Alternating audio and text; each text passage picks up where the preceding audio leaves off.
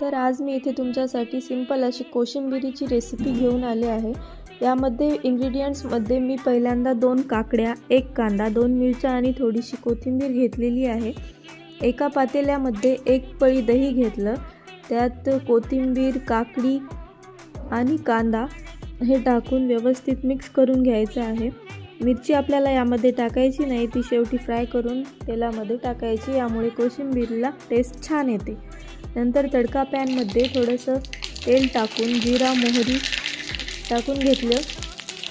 जिरे मोहरी चांगले तडतडल्यावर यामध्ये आपल्याला मिरच्या ॲड करून घ्यायच्या।